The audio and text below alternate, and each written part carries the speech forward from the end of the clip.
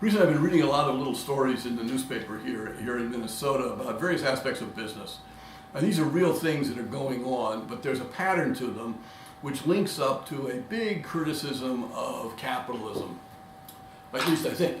The criticism, to me, goes back to the Marxists, to Karl Marx in particular, maybe to Engels too, but it's the notion that capitalists are in charge, that they make decisions, that they drive the system.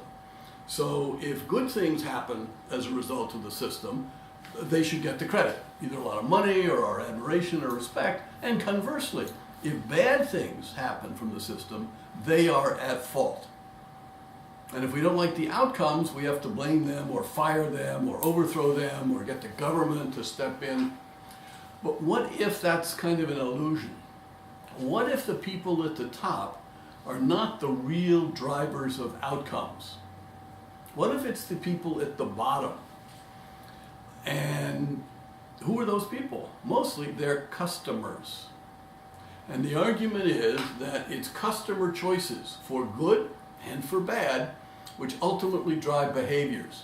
That the rich capitalists, the plutocrats, the captains of industry, the Steve Jobs and the Zuckerbergs and even Xi Jinping in China ultimately have to bow before what people are willing to pay for.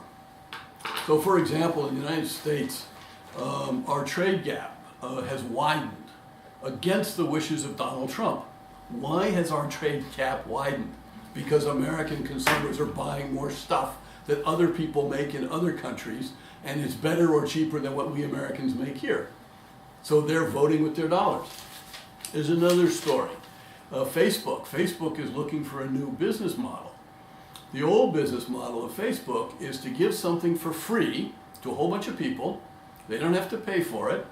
And then you sell advertising to them. And that's gotten Facebook into a lot of trouble in terms of getting the data from these people it's exploiting. In theory, they're customers. They're not really customers. They're suppliers. They're supplying data. They don't even know it. And now Facebook is being criticized. Stock price is down. People are thinking about legislation to regulate. So what do they want to do? They want to turn to a different model where they actually sell something. Private sharing, small groups, which is so important to you that you will be willing to pay $2, $5, $10, whatever it is. And so they still make money, maybe not in the same amounts, but they avoid certain problems because they're actually being more sensitive to their customers. If it's a free good, people will do anything. Again, the power of customers. In the United States, there are a lot of shopping centers which, because of the internet, are losing a lot of stores which don't want to rent there anymore. So how do you attract people to get in their car and drive to a shopping center? Well, a huge property mall developer, Simon Property Group, has reached an agreement with Green Growth Brands to open stores in 108 locations to sell marijuana. Why is this going to work? Because customers, people, they like to buy marijuana and use it. So this hugely powerful company, Simon Properties, has to, in effect, defer to ordinary people and their what they want to buy. Best Buy, a company here in Minnesota, had very, very good results last year. And why? Apparently, a lot of it went to one video game called Fortnite.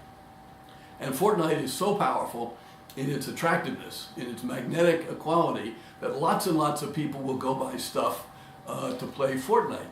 And as a side consequence, Best Buy makes money. Again, it's not the power of the CEO of Best Buy, Hubert Joly, it's the power of a lot of presumably younger people. My guess is many of them are male, like my grandsons, who want to play Fortnite.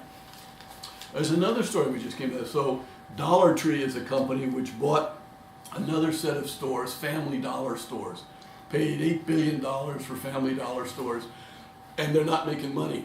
So they have to write down the value by $2 billion. They've taken a $2 billion loss. So there's a little sentence in here that these Family Dollar stores are not making money because A, they're not very clean, B, they have a poor selection of goods, and C, they don't treat their customers very nicely. So the customers are actually driving the results of the system. And maybe if our captains of industry paid more attention to their customers, the system would work better for all of us.